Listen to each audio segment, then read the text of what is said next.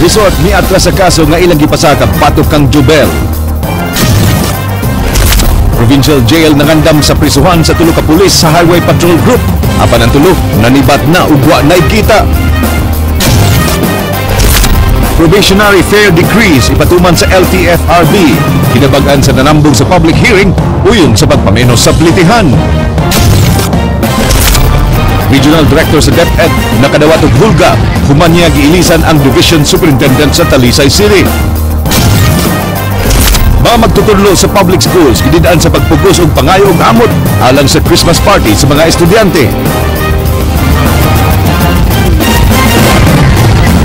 May nga pong Sugbo, Kabisayan, aniya na mga balita uban ang kanitibukang pwersa sa News 5 Cebu. Karong adlaw Miyerkules, petsa 17 sa buwan sa Disyembre, tuig 2014, ako si Glenn Soco. Amo na ihatod ang masayang pagbalita inubanan sa mas komprehensibo impormasyon. Ako si Georgia Herrera.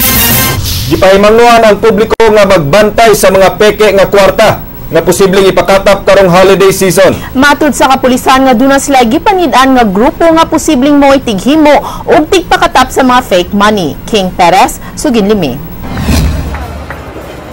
Bagang duot sa katawhan ang mudagsa dinhi sa Maydan Colon alang sa night market. Labi na karon nga nagsingabot ang adlaw sa Pasko, din makapalit og mga pangregalo sa menos nga presyo.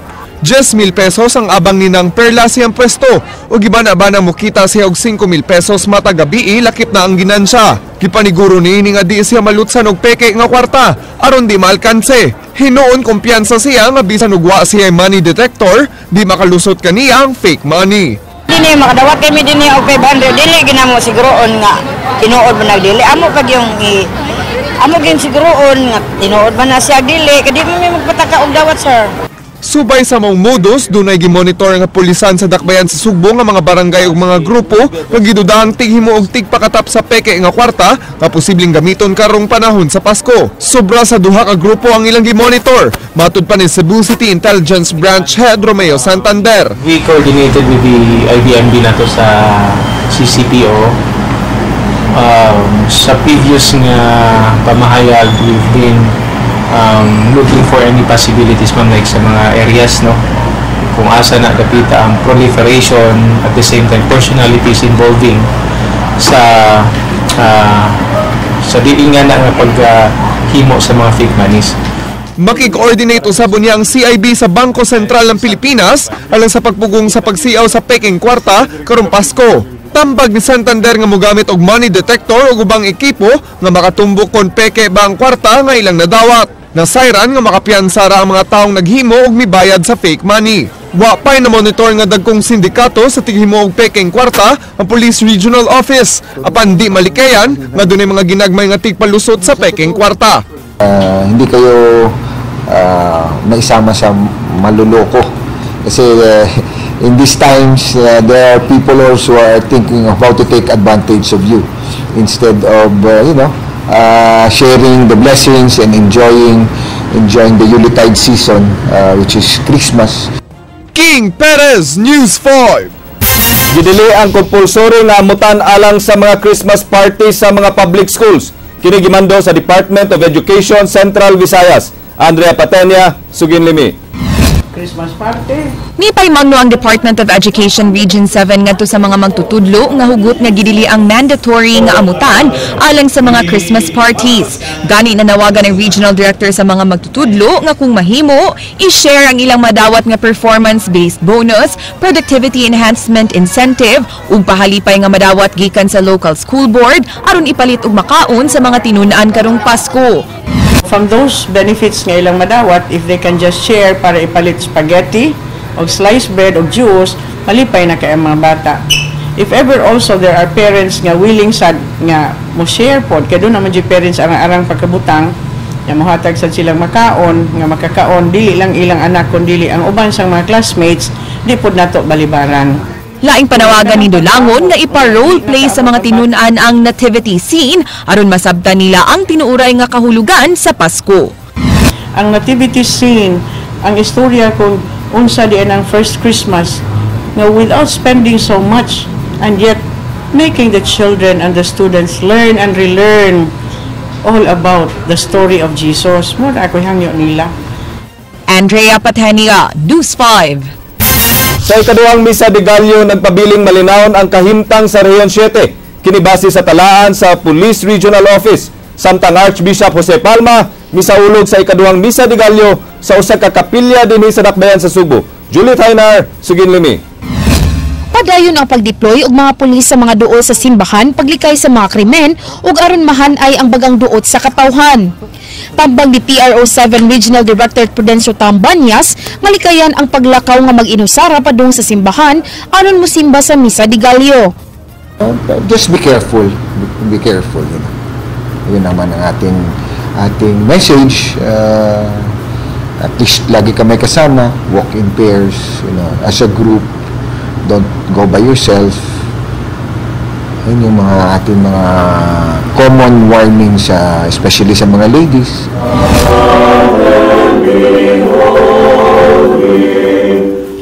Gikan sa Bukirang Barangay sa Manlapay sa lungsod sa Dalaget, dinhi sa usa ka kapilya sa Dakbayan sa Sugbo, gipahigayon ni Cebu Archbishop Jose Palma ang iyang ikaduhang misa de Gallo.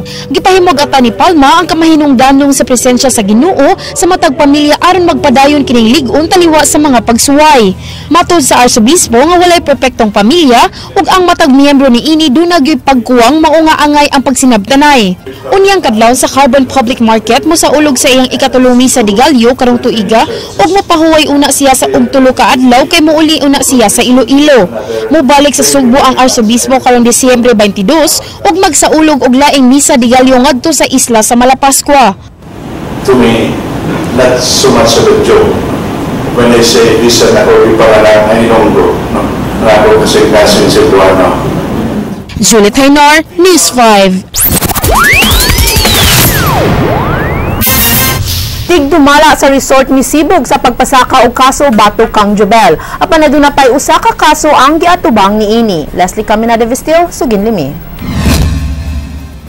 Misibugikan sa pagpasaka og kaso ang resort sa Asturias batok kang Jubel kinsa na utangan og 15,000 pesos. Usa ka affidavit of desistance gi-issue sa nagdumala sa Cabo San Miguel Resort. Usa ka babay giingon nga gisugo sa pagbayad sa bill sa resort. Apan nagatubang paghihapon kini og laing sumbong humanwa mo bayad og kapin 2,000 pesos nga salon services sa Nails and Cocktail Salon. Matud sa pangu sa Provincial Women's Commission, ilang gipaabot nga moabot ang Social Welfare Officer sa Sugod Southern Leyte. Well, we have to protect her. We don't even know unsa gyud ning iyang kinsang funder niya kay nabayran man ang resort. Posible sab nga magatubang og kasong child abuse or rape ang lalaki nga unang kuyog ni Jubel sa resort. Mato ni Magpale nga bisan og adunay consent ang pagkuyog ni Jubel sa mong lalaki apan sa ngalan nga kini minor de edad, posibleng mapasakaan kini og kaso. Apan mag-agad lang kini kung mudangup kaniya ang pamilya sa lalaki o magpatabang sa pagpasaka unya og kaso. Actually, kay minor man siya, kuan ba to siya child abuse? Pero before we even go to that, I'm also worried sa family in town ni ini. Tinuod ba? She might just be kanang inventing stories nga mo, we have to verify. Leslie Camina de Vistil, News 5. Barko sa Philippine Navy nga dunay kargang relief goods alang sa mga biktima sa Bagyong Ruby midunggo na sa pantalan sa Ormoc. King Perez, Sugin Limi. Pasado alas 5 kagahapon sa hapon, mibiya gikan sa pantalan sa Naval Forces Central ang barkong nagkarga sa mga hinabang padung sa Eastern Visayas alang sa mga nabiktima sa Bagyong Ruby. Sa ibabaw nga bahin sa LT-507 BRP Benguet makita ng mga relief goods nga gitabunan og mga trapal pagsigurong dili mabasa kun mag-uwan. Sa kung yung makita nato nga hingpit na nga nakalarga ang LT-507 BRP Benguet sa Philippine Navy. Usa ka semana kining naka-standby diri sa Naval Forces Central, usa kini nakalarga karong adlaw padung sa Ormoc. Aduna kini gibana-bana nga 500 ka toneladang kinarga nga mga relief goods. Wa dayon nakalarga ang maong barko. Human gipaabot pa ang makargahan og dugang relief goods gikan sa DSWD. Human ang 16 ka oras nga biyahe, miabot na ganihang udto ang maong barko sa pantalan sa Ormoc. Atin isa okay yung condition niya, yung seaworthiness niya, kaya niya naman. Naka-standby pa sa mga patrol boat sa Philippine Navy na makalawig paingon sa mga kasikbit ng mga isla nga apektado sa Bagyong Ruby sama sa Bantayan ug Camotes. Mubalik pa sab gikan sa Ormoc ang LT-507 BRP Benguet sa NAV-4CEN aron magkuha na sabog mga relief goods. Meron tayong mga barko pa na pupunta dito na karagdagan para naka-standby sa anumang transport mission sa ating mga kababayan. King Perez, News 5.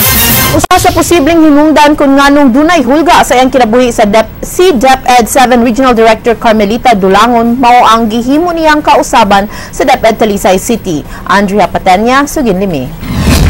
Wa pa'y planong mudangup sa kapulisan si Department of Education Region 7 Director Carmelita Dulangon human siya makadawat og hulga sa kinabuhi pinaagi sa text ni atong miaging Huwebes. Sa maong text message nga gisend sa number nga 0922-950-2562 gihulagway siya isip worst regional director nga dunay mga pinalabi. Giingong di siya kahibaw maminaw sa iyang mga sakop o giinsulto pa ang iyang pagkababay. Sa labing uwahing bahin sa message dunay RIP.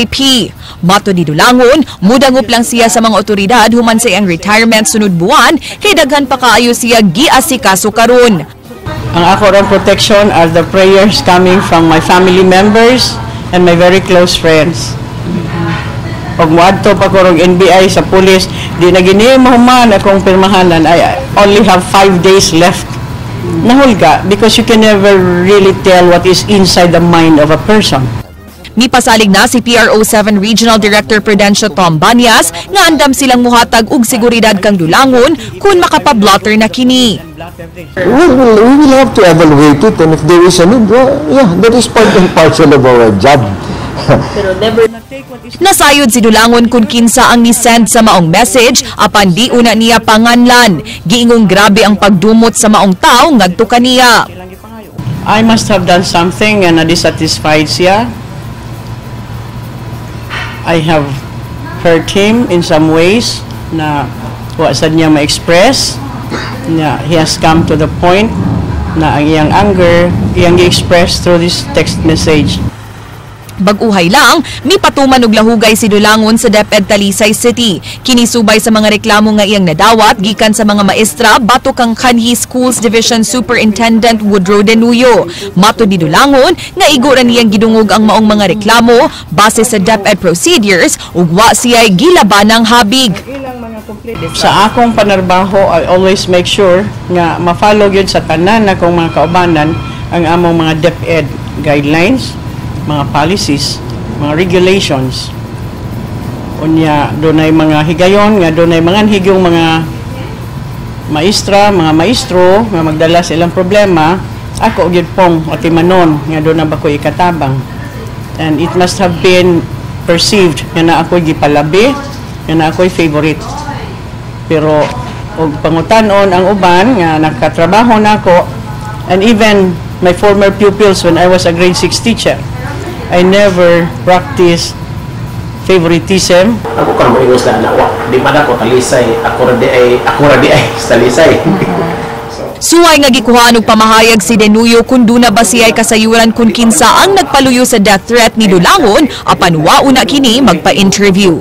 Andrea Patenia, News 5. Ipatuman ng karong Inyero 1 sa Metro Cebu Water District ang 12% increase sa mga konsumidor. Apan gi-question kini kaganina atol sa sesyon sa Cebu City Council. Ray Pasaporte, Suginlimi.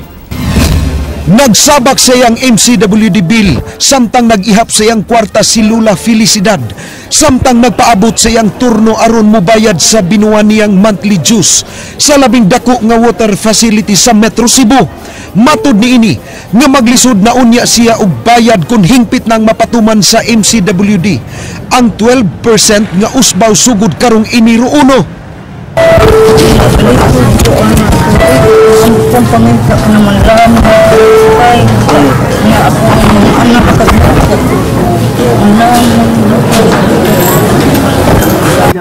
Kaganina atol sa regular session sa Cebu City Council, gipatawag ang acting general manager sa MCWD aron ipasabot ang tumong nila sa pagpatuman sa usbaw.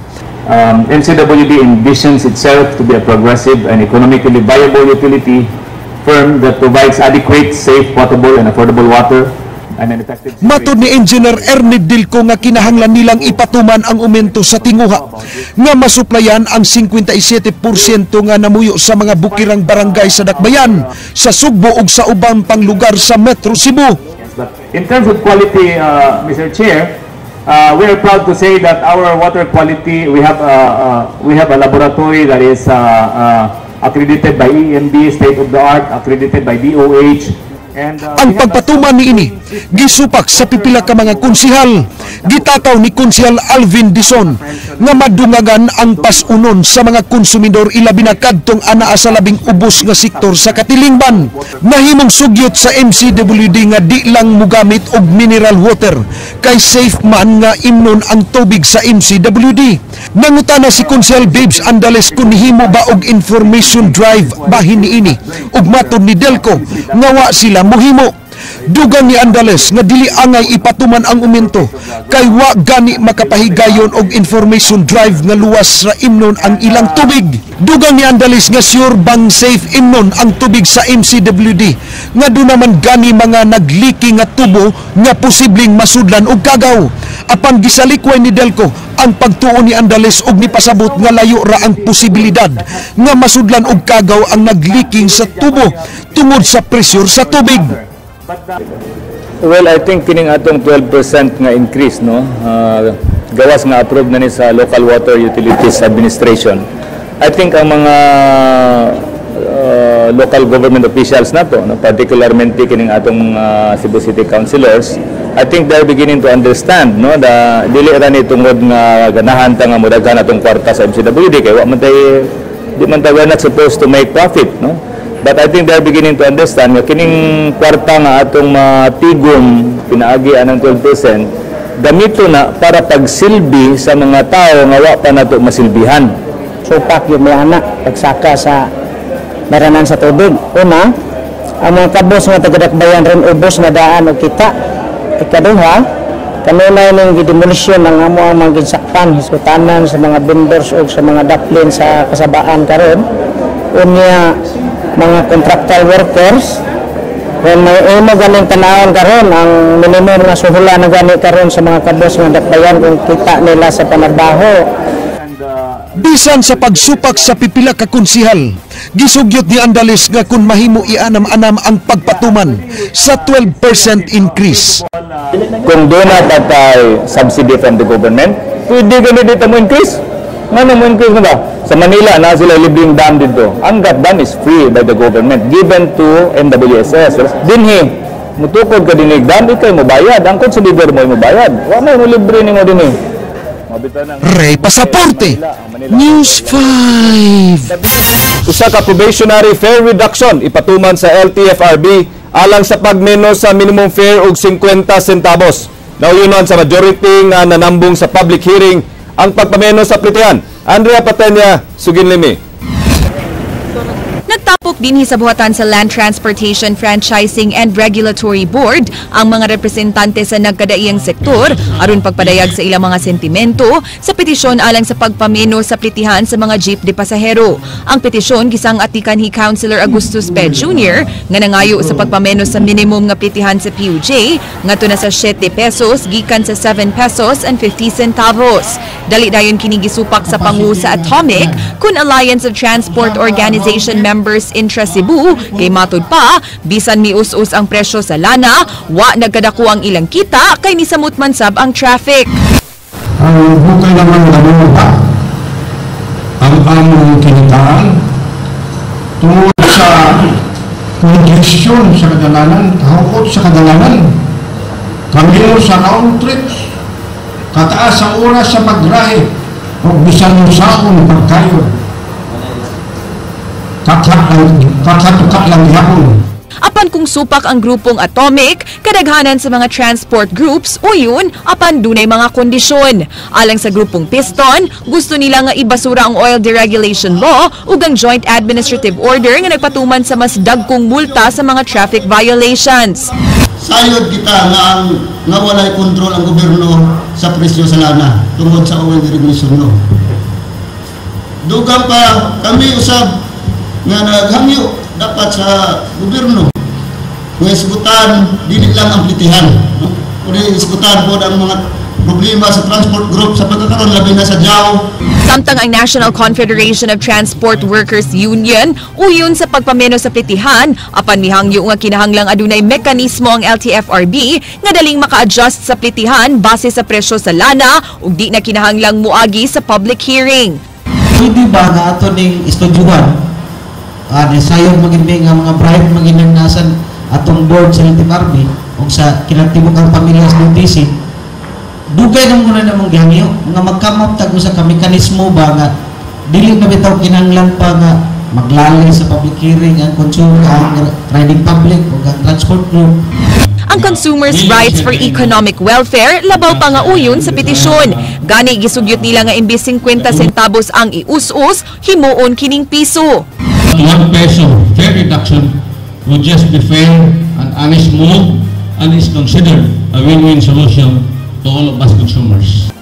Tungod kay mayoriya ang niuyon sa rollback sa plitihan, nahukman unta sa mga transport sector na ipabawi ang petisyon ni PE ug sila na ang magsilbing bag-ong petitioner pinaagi sa ilang oral manifestation nga gibuhat kaganiha. Matud pa, kung sila ang magsilbing petitioner, makasumitira sab sila dayon og petition for reinstatement aron mapasaka og balik ang plitihan in kasog musaka na sab ang presyo sa lana. Apan gitambagan sila sa LTFRB 7 nga mas malangan pa ang proseso kung sila nasab ang magsilbing petitioner, mao nga nakahukom si PE nga ipadayon na lang ang iyang petisyon. Ato yung tuyo nga unta ma-reduce gidayon immediately, no? So the petition will stay.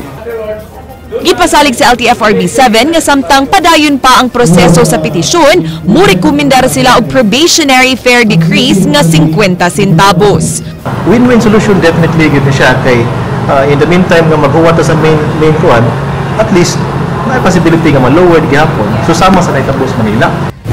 Pero noong mga adlaw isumiti sa LTFRB 7 ang maong rekomendasyon sa ilang uluhang buhatan ug kung maaprubahan kini, i-implementar dayon ang maong probationary 50 centavo fare decrease dinhi sa tunga-tungang Kabisayan o sa kaadlaw man kini mapublikar sa mga bantalaan.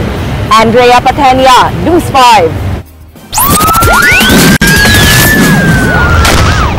Duha ka babae nga nagsakay og motorsiklo na biktima sa hit and run kagabi sa Barangay Banilad habig sa Dakbayan sa Mandaue pasado alas 11 kagabi. Gikan na milar sa punerarya duol sa nahitabuan ang maghigalang Daniel Taburnal og Senda Apor dihang kalit silang giigo sa usa ka pribadong sakyanan. Gingong kusog ang dagan sa sakyanan nga nakabangga kanila ug midiretso kini paingon sa usa ka inilang subdivision sa maong lugar. Dunay plate number nga YJV429 ang SUV nga sakyanan pinaagi sa usa ka saksi. Nagtuwang traffic investigator nga taga Maria Luisa subdivision ang nanag-iya sa nakadisgrasyang sakyanan kaya nura kining nakasud sa maong subdivision. Samtang gisubay pa sa mga otoridad ang tag-iya sa sakyanan nga mibangga. Gitambala na sab karon ang duha ka mga biktima sa hospital. Oh, ang gwardiya akong gi-interview dito, di sila ka-hold kay daghan kuno sakyanan diretso-diretso nagpadagan ang na-sticker. Gawas anang white sticker, ilan ang ma-hold. Warrant of arrest batok sa tulo ka mga sakop sa Highway Patrol Group nga nalambigit sa pagpatay kang Noel Archival ug mga kauban. Nahibalik sa buhatan sa NBI 7 kay wa na ang maong mga pulis sa holding area sa Camp Crame. Leslie Caminari Vistil, Sugin Limi. Sama og nag-return to sender ang nahitabo sa warrant of arrest nga giserve ngadto sa Camp Crame alang unta sa tulo ka mga pulis nga sakop sa Highway Patrol Group. Gitatakan og unserve ang maong warrant kay wa sa Camp Crame ang maong mga pulis. Gikasubok kini sa pamilyang Archival kay gipasalig man sa PNP nga sila mo'y mukustodiya sa tulo. Actually kana na ang klaro kayo nino kung if ever gyud nga kana na ang wa gyud didto kay sa una pa ila man nang gi-recall, gi-transfer nila, gi-reassign nila for the purpose nga anytime nga ang korte kinahanglan sila naa sila. So dako kayo ni nga pangutana. Wa pa hinoy kumpirmasyon nga nahanaw ang tulo ka pulis. Mao nga masaligon ra ang regional director sa NBI nga naara sa Camp Crame silang Iglesia, Lirion ug Bacani. Kuno galing tinuuray nga wa na sa holding area ang tulo bisan unsang oras sa ila kining madakop kay duna na may warrant of arrest. Mahimo sab silang mopahigayon og manhunt operation batok sa tulo kun ugaling di na gyud makit-an. Kung wala sila doon, makita sila sa labas, pwede mo arrestuhin because supposed to be nandun sila sa Holding center. Holding center. Ang abogado sa mga akusado may pasalig nga kuno galing makumpirma nga wa sa Camp Crame holding area ang tulo, siya mismo ang mutambag sa iyang mga kliyente sa pagtahan sa ilang mga kaugalingon. Tinuod yung naaba or wala, but I am concerned kung wala, and maulang gina, panawagan ako would be to for them to surrender, kay maulang yun, magsugod pa ng kaso. Leslie Caminadi Vistil, News 5. Nagpabiling pulis ang tulo ka mga akusadong sakop sa Highway Patrol Group nga nalambigit sa kamatayon ni Attorney Noel Archival ug mga kauban. Hangtod nga kini mapamatud-an sa korte. King Perez, Suginlimi. Na-issue lang yung warrant. Hindi pa sila nakita kaya hindi na-serve. Wa masayod si PRO7 Regional Director Prudencio Tom Banyas kung asa nakaroon ang mga sakop sa Highway Patrol Group nga akusado sa kamatayon ni Attorney Noel Archival ug mga kauban. Nasayran nga nalutsan og warrant of arrest silang Police Senior Superintendent Romualdo Iglesia, Police Senior Inspector Joselito Lerion ug Police Officer 1 Alex Bacani gikan sa sala ni Judge Maximo Perez sa Argao Regional Trial Court Branch 26.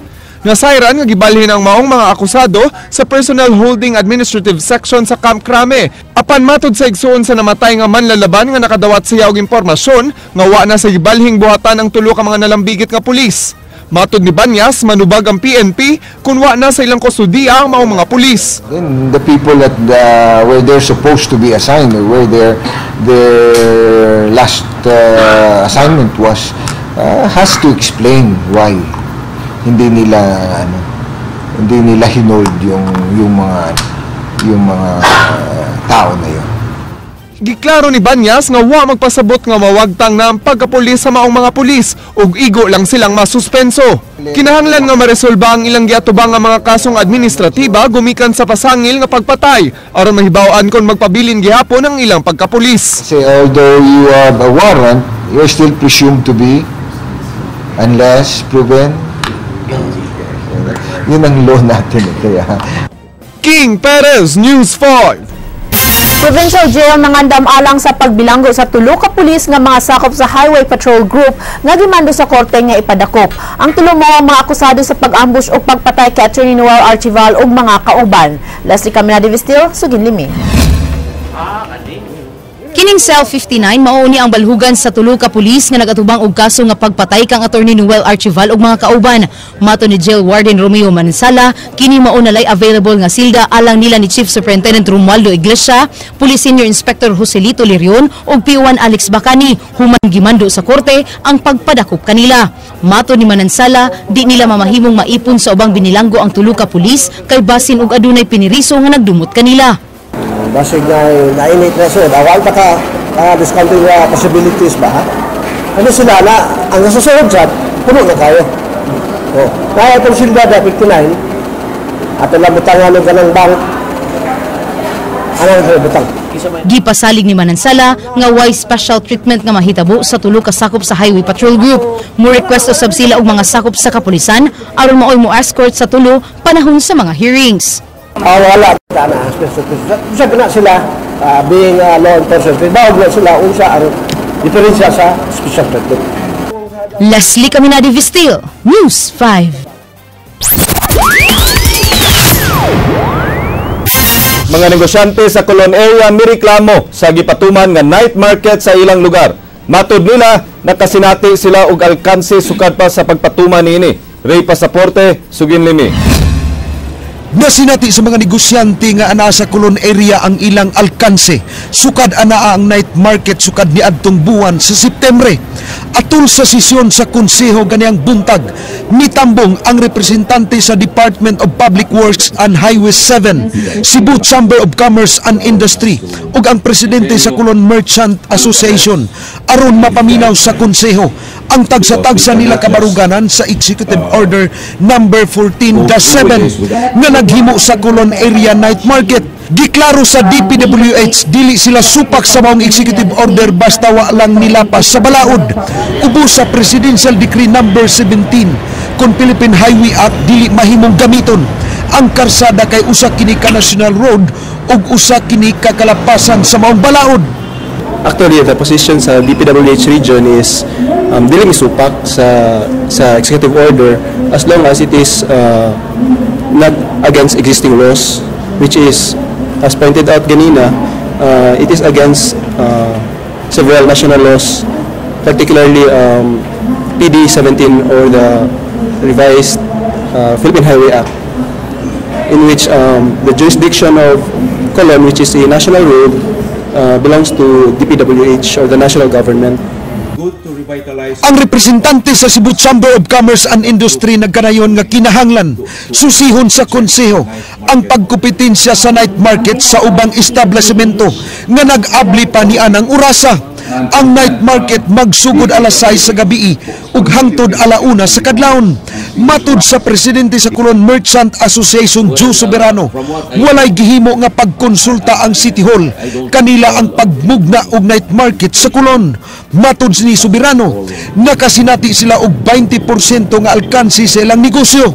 Gipatuman usab ang rerouting sa mga sakyanan hinungdan nga sa pagminos sa mga tao nga maabot sa Colon area.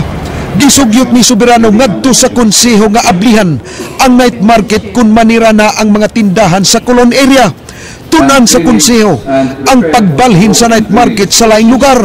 Ang Cebu Chamber of Commerce and Industry ug ang Colon Merchant Association gimanduan ni Vice Mayor Edgar Labilla sa pag-submit og rekomendasyon aron ila kining matun-an. Ray Pasaporte, News 5. Mamalit magkano ang night market, Tony Jordan? Of course. Kadaghan mga brato, and you know, these days, we have to be tipid. Kay daghan king tagaan nagregalo. Yeah, so why sa not? Hong Kong, di ba? Na may Mongkok. Yes. Jordan. So, hinatong tagnasa na diri sa tuang Subo. Oh, well, not necessarily. Kaya pa naman po na local products na to. We, what do you call this? Promote local products. Yeah, kay walo ka adlaw naman lang. Yeah, Pasko na. Mamalit na ta sa night market. Labruta ko sa listahan, please. Bawang kanto ang mga balita sa Aksyon Bisaya, kini si Glenn Soco. Daghang salamat ako si Georgia Herrera. Bisan asa, bisan kanusa, kapatid. Kay di lang kutob sa balita. Aksyon!